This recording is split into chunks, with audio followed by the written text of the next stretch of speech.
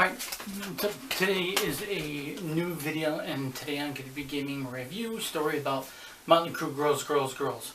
The album came out in 1987, and when I got the tape, I had it for 2 or 3 days, and it was a really awesome tape. I saw the video for a while outside, and I was just like blown away by it. Anybody who thinks that it was awesome, I mean, within the last 20 years, 10 years listening to it, it was like wicked awesome when it came out.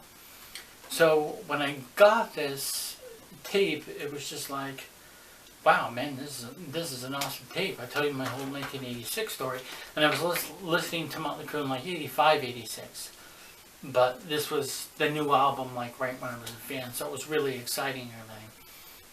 So I had the tape for 3 or 4 days, and then a co-worker named Joe borrowed it from me, wouldn't give it back, and offered me several other tapes, offered to finally pay for it, and then wanted to buy that specific copy.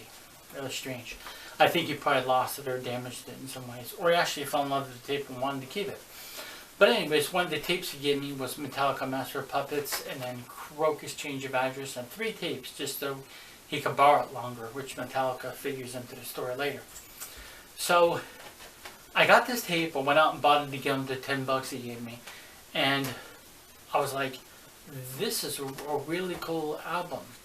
I go, this is amazing. Wild song, amazing. Wild song, excuse me.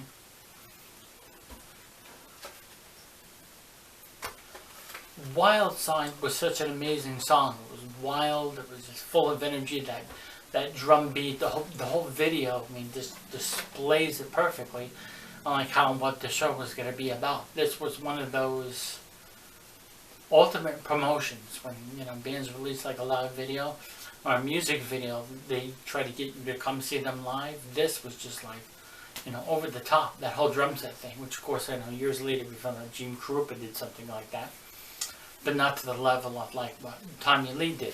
You know, of course Tommy Lee got it from him, I believe, and it's definitely one of the ultimate opening songs on a new album, especially back in '87. I mean, it was just amazing, exciting, and it was the tape.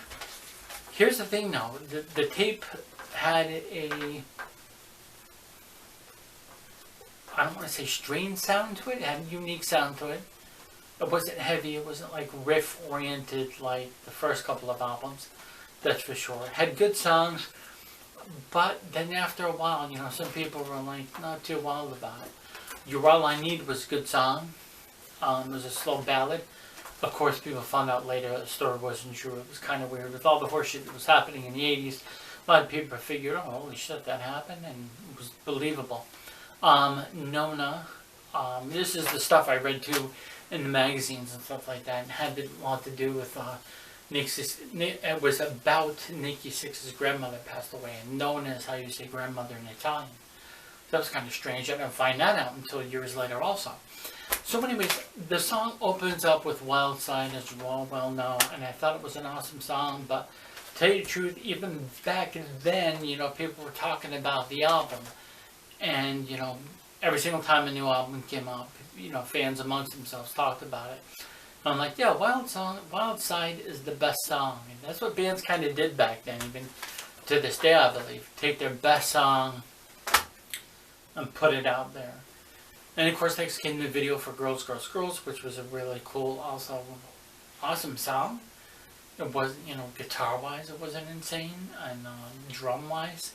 Something about it was just a good, cool, catchy chorus. It was just a good, this album had this kind of like theme to it. I liked the album cover. It was like dark blue, you know, with the red logo, Motley Crue. So I thought that was neat. I just liked the album cover, of course, with the songs and everything. Girls, Girls, Girls, the video was awesome. Dancing on Glass and Bad Boy Boogie were other good songs. It's kind of, I must say tongue-in-cheek, it sounds corny, but they were pretty good. Like 5 Years Dead, Dancing on Glass. There was something just about average about them. There was something about them that wasn't that exciting. And even back then, I thought Jailhouse Rock was a kind of a corny song to cover. I'm like, well, why did they cover this song? They could have covered a Deep Purple song, an Aerosmith song, Judas Priest song, Oh, well, they never mentioned Judas Priest and they're influential as influences, but they mentioned Deep Purple and Aerosmith. So even Deep Purple or Aerosmith would have been probably a better choice. I don't know. I guess they figured that that song and the live version would be good. Oh, I know. I know exactly why. That's it. Motley Crue did an album called Girls, Girls, Girls because Elvis had a movie called Girls, Girls, Girls. So that's why they did the Elvis song. Okay, that's right. I temporarily forget that. Just like how I did on my tape, Girl Crazy. Some of the videos are up. A couple songs are up. I decided to call it Girl Crazy because that was a Mickey Rooney and Judy Garland movie title. And I'm like, oh hey, they titled Motley Crue titled an album Girls, Girls, Girls after an Elvis movie. I'll kind of take the same approach and title my tape Girl Crazy back in 2014, just a cassette tape I did. Girl Crazy because Mickey Rooney and Judy Garland had a movie titled that.